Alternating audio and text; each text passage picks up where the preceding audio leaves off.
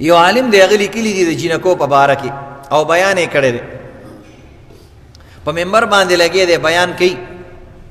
وی جینکو سره خپلو لوریانو سره ډېر زیات د رحم او د کرم معامله کوئ او ډېر رحم پې کوئ ځکه یو څو ورځې زندګي ستاسو کور کې او بیا خوا اخیستر کره لاړه شي اکثر کورونو کې جنګ جګړې وي ټول عمر په غم باندې اختی د پلار په کور کې جینۍ خپله ځانه شهزادګۍ ګڼي او د خوا اخیستر په کور کې بیا ټول عمر ملنګه ګرځي او د غلامانو د باندیانو په شان زندګي تېروي دغه یو څو ورځې د شهزادګۍ زندګي ده او د ملکي زندګي ده نو کم از کم خپل لوریانو سره سختې مه کوئ د خپل کور کې هغه یو ورځ زما بچو لوبې کولې د جینکو هغه نرمي درته بیانې او پلار سره خواخوږي درته بیانې چې مور او پلار سره د الکانو په نسبت باندې جینکۍ څومره مینه کوي هغه وایي زما بچو یو ورځ لوبې کولې نو لوریانې مې مو سره ناستې وې نو الکان خو ډېر هوښیاران یي په کاغذ باندې به یې ولیکل چې مثلا که چا لوبه وبیلله نو هغې باندې به څه کار او سزا به ورکوو نو دی الکانو با خپل کاغذ اوسلولو نو هغه به ښکاره کېدو نو خپله بیا هغه کاغذ واغستو چې هغې کې سزا نه هغه جینۍ به بل کاغذ اوچت کو ورته یې ورشه ته لوښي ووینځه بیا به یې ورسره داسې کار وکړو بیا به ورته یې ورشه باتروم ووینځه بیا به ورته یې ورسه سبزي کټ کا داسې ډېر کارونه یې پرې وکړو ما ورته کتل نو هغه جینۍ ډېره زیاته په عذاب کړه خپله خور لوبې دي ماشومان کوي نو امام ورسره ځان په هغې کې شامل کو هغه لوبه کې نو یو ځل مام هغه کاغذ باندې پن باندې نشان ولګولو نو زما نمبر رالی بادشاه وزیر کوټوال غل داسې لوبه وي بادشاه وزیر کوټوال غل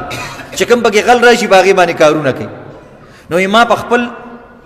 کاغذ باندې نشان ولګول نو زه پکې بادشاه جوړ شوم او هغه زوی مې هغه د غل والا کاغذ اوچت کو وایي په هغه باندې مې کارونه وکړه چې ورشه فلانې کار وکړه بیا مې په بل زوی کار وکړلو وی بیا مې یو ځل داسې کار وکړو چې په خپله باندې مې د هغه غل والا چې کوم کاغذ و په هغې باندې نشان ولګولو هغه مې راواغستو چې ما دا بچي څه کوي وی زامن مې ډېر خوشحاله شو چې غل دی غل دی غل دی دا لوی عالم دی او بیان کوي خپل وی چې کله زما په دغه کې پرچه راواغسته شوه وی ما ته هغه لور وایي چې څه لیکلي دي وی ما ورته ویلې چې زه غل یم وی زما لور په ژړا شوه چې نه نه نه زما بابا غل نشي کېدی نه نه نه زما بابا غل نشي کېدی او ما ته سینې سره را جوخ کړو ما ته په غاړه شوه او زما ورور ته وایي چې نه نه زما باباجي غل نشي کېدی حالانکې لوبه وه هغه ویل زه په منبر باندې ناست یم د خدای په ذات باندې قسم خورمه چې زما لور ما سره دا مینه وکړه زما سترګو کې مخکې رالې چې ګوره په لوبې کې لور غواړي چې زما بابا باندې د غل نوم را نشي نو دې وجې لوریانو سره ډېره مینه کوئ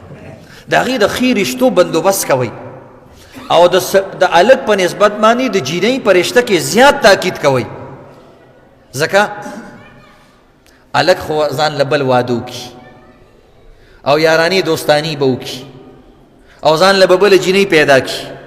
جینۍ چې تا واده کړه نو بس هغه ته خو دې دقه خاوند ور په غاړه کو هغه غریبه خو بل واده هم نشي کولی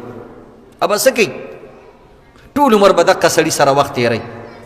غریبانانې کور ته راشي سختې پې وي پلار ته تپوس وکړي بچیه څه تکلیف شته وایي نه ما باندې هېڅ تکلیف نشته حالانکې په کور کې خواښې وخي په کور کې خاوند وخي د خاوند رونه راپاسېږي عزتمندو لیوران او نن سبا جینکۍ کوترکۍ او ډبۍ او وهي دې غریبې ته چې کور ته راشي وایي نه زه بابا زه د خاوند په کور کې ډېره زیاته خوشحاله یم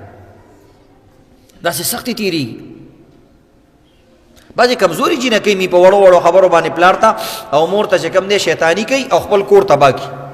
خو ښه ښځه او ښه جینۍ اکثر داسې کوي او زمونږ پښتانه وایي لور د پردي کور سیز دی نه لور ټول عمر تا یادوي زوی له واده وکړي هغه لاړ شي تا نه کور جدا کي په مودو تا کره نه راښکاره کېږي لور چې دنه خبره شي په تکه توره شپه باندې تا ته راښکاره کېږي او چې نه راځي نو هلته 2 رکعته مونځ کوي تا له صورت یاسین وایي تا دپاره په مصله باندې جاړي زما بابا بیمار دی او هلکان څه وایي چې څوک ته تپوس وکړي هلکه پلار دی بیمار دی وایي مړه هسې ایکټینګ کوي وایي هسې ایکټینګ کوي یو ورځ یې نشوه روزانه په ټوخو باندې راله دماغ خراب کړه. دا حالات دي.